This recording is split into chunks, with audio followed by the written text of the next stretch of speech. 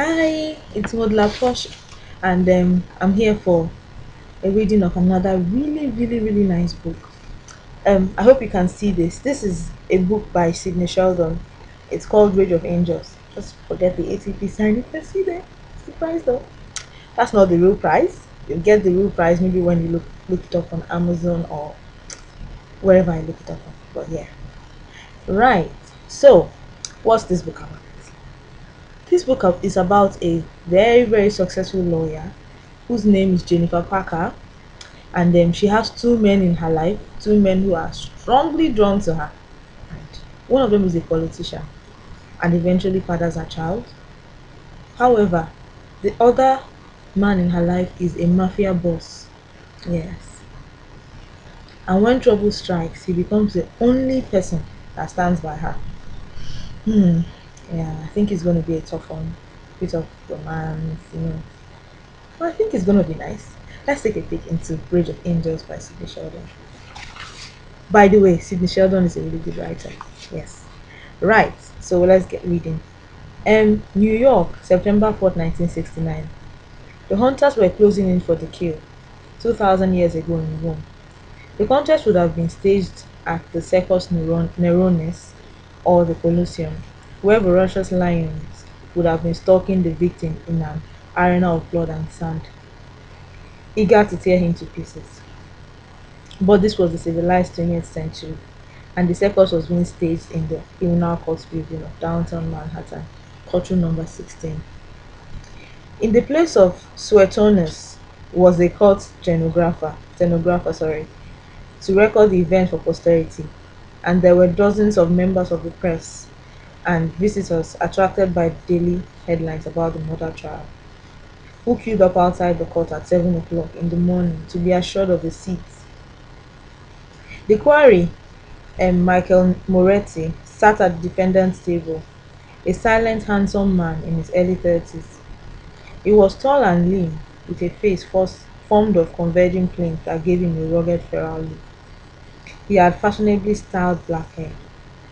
He had fashionably styled black hair, a prominent chin with an unexpected dimple in it, and deeply set black olive eyes.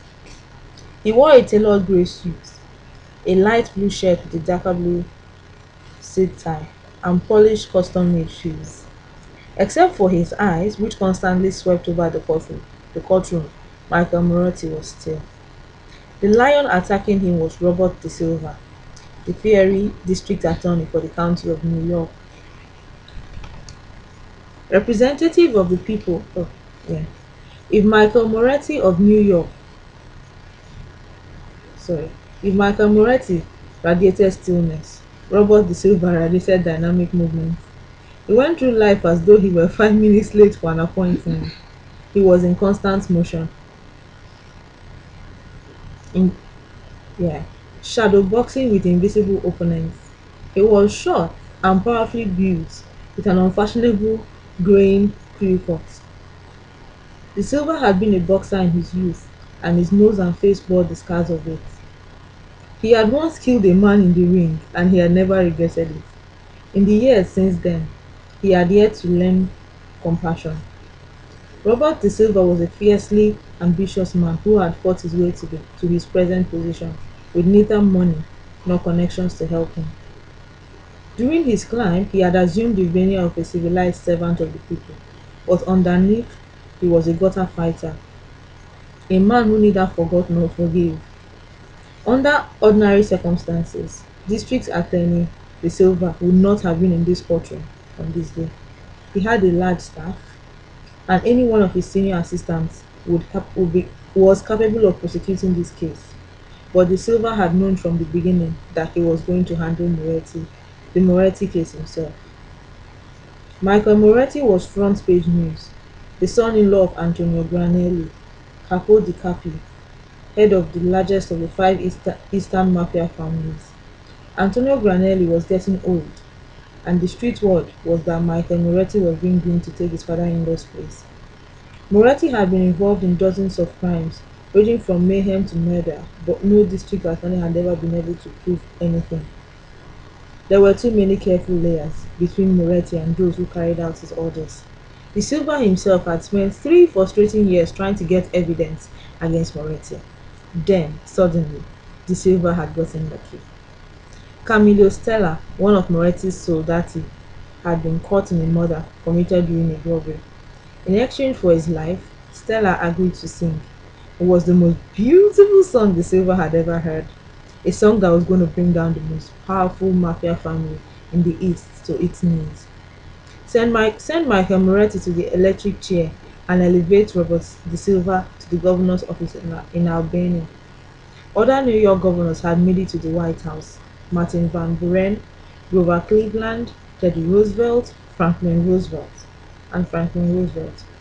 De Silva intended to be the next. The timing was perfect. The gubernatorial elections were coming up next year. De Silva had been approached by the state's most powerful political boss.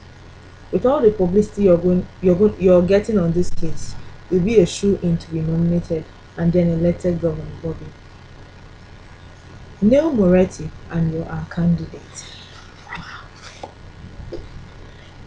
Yeah, that's all we can take for today. Like, I hope that's gotten you all excited to read. By the way, I've read this book. It is a must read. One that will leave you glued to the edge of your seat and you're gonna love the adventure, the journey. Okay then. Thanks for your time. Please leave your comments and don't forget to visit my blogs and have a lovely day. Bye.